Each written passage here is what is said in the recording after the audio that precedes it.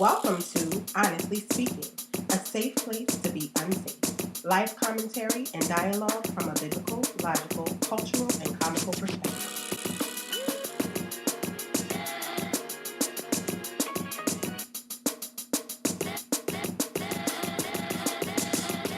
Hey, what's up, everybody? This is Lee from Honestly Speaking. Thank you for coming back to the vlog.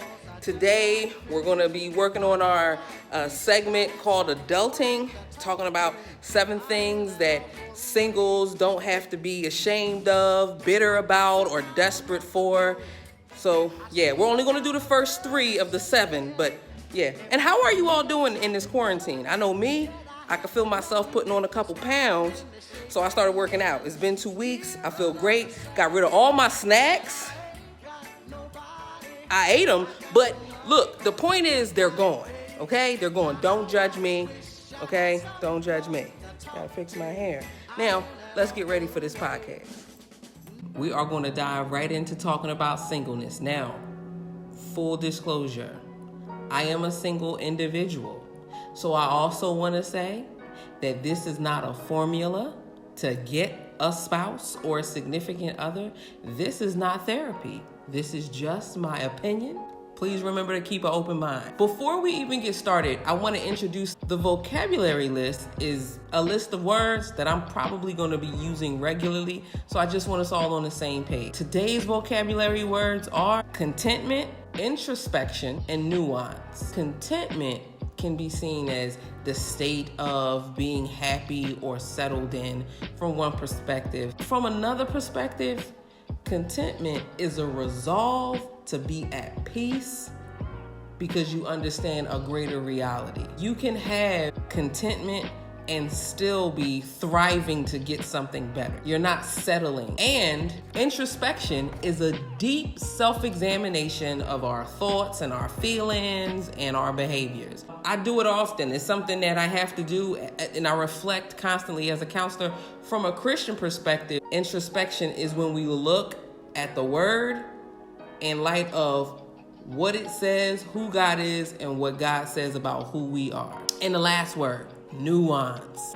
Nuance are small, subtle differences in meaning and expression and even sound. They're very small, but they have a huge impact. And we'll talk about this later as we go along. Now that we've got that settled, let's go. Your relationship status. That's the first thing I want to talk about. Being single. Being single is nothing that anybody has to be ashamed of. I don't care whether you're old. I don't care if you're young. I don't care if you're divorced or even widowed. It doesn't matter. It's not something that you should be ashamed of. But oftentimes in society and even religion and family, with family, we think that being single is a curse and that being in a relationship or married is the cure, when that's not the case. In fact, calling someone single can be an insult, or using their relationship status is a way to insult someone. That's why you're single now. That's why you're single. You know that's why she's single.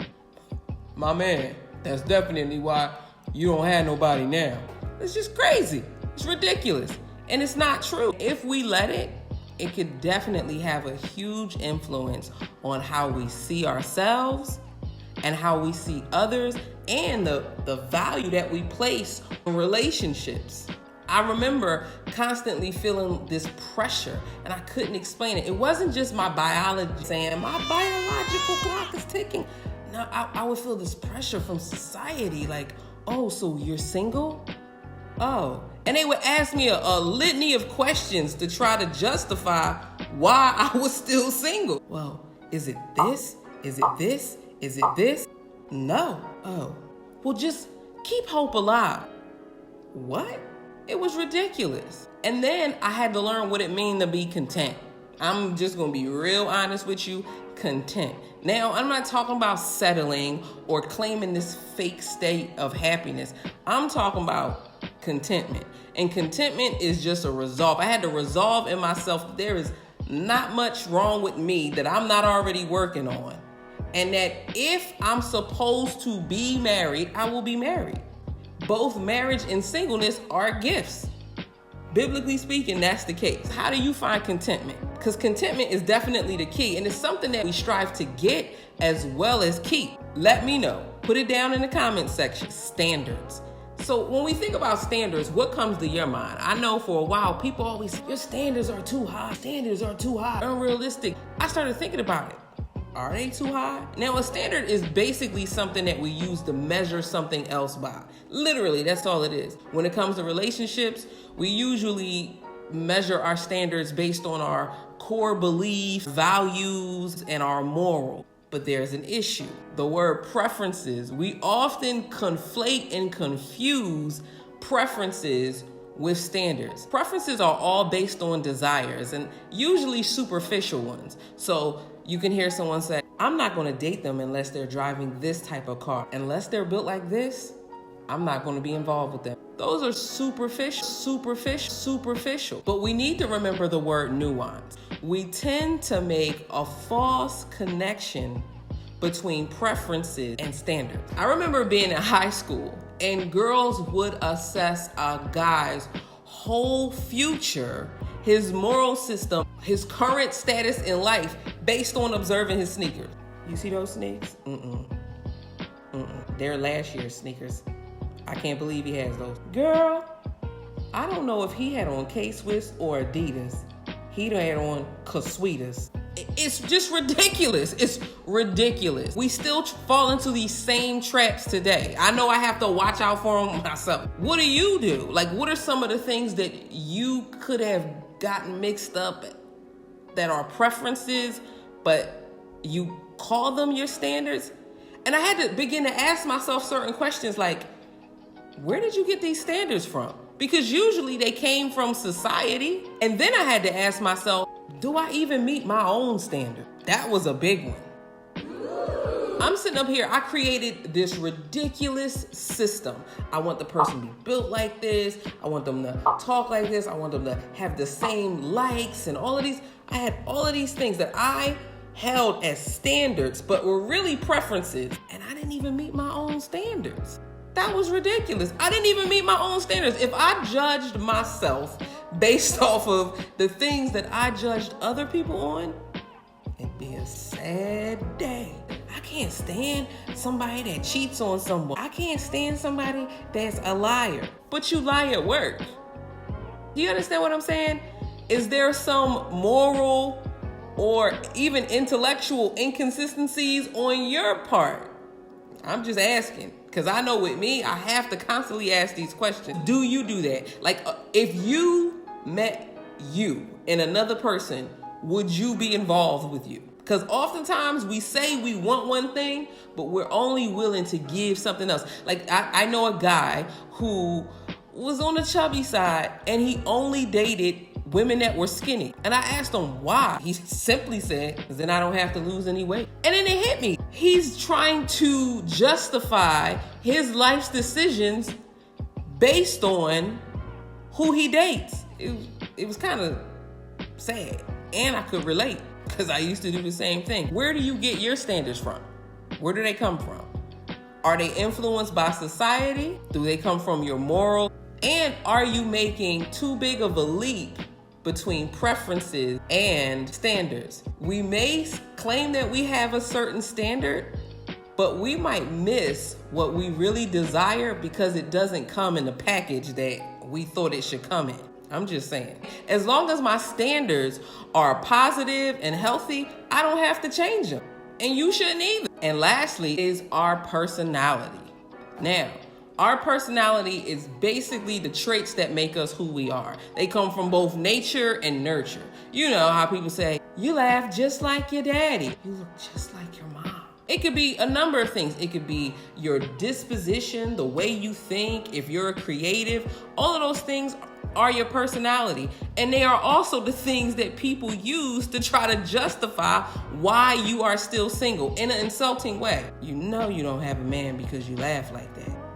Yeah, if you would just talk a bit more, maybe. Sometimes there are things that we need to work on. And that's why we have to bring up that word again, introspection.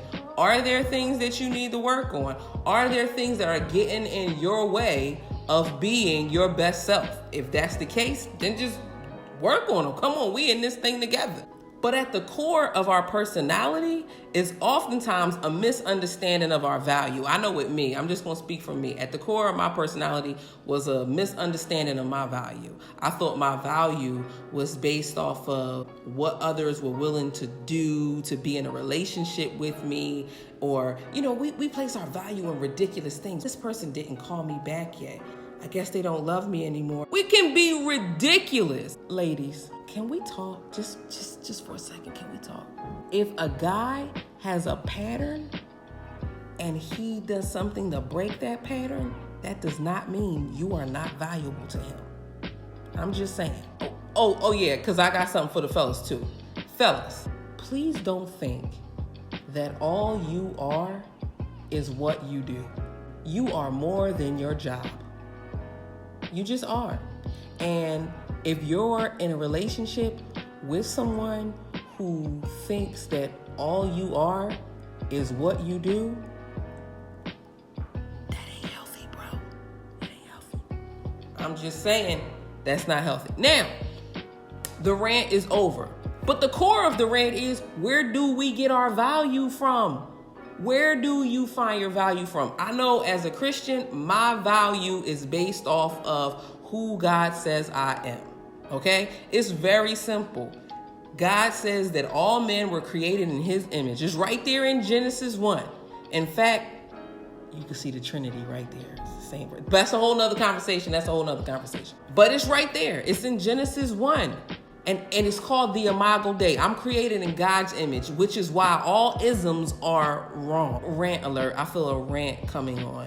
Christians, this is actually why we should be the most upset that slavery was perpetrated in the name of Christianity, because we understand that all men are created in the image of God, whether or not we agree with their life decisions or anything like that. So the enslavement of people in the name of the one who said that people were meant to be free was a malevolently genius move on behalf of the enemy, but it should make us apoplectic. I'm just saying, we should be the most pissed off people on the planet that freedom was turned into a synonym for bondage. We should be angry. Very angry, with a righteous indignation. Anyway, this is where I get my value from. I know that not only did God love me enough to come here and die for me and the wrong that I do, he also rose so that I don't have to be afraid of anything, and then he comes and he abides in me and lives through me. How do you understand your value? I just want to know. We had a saying in drug and alcohol counseling: genetics loads the gun and self and society pull the trigger. Are there any aspects of your personality or even your character that you feel like you want to work on? But let me know what you think. I want to know. I really do want a dialogue. Did I miss anything? Did you want me to hit certain points?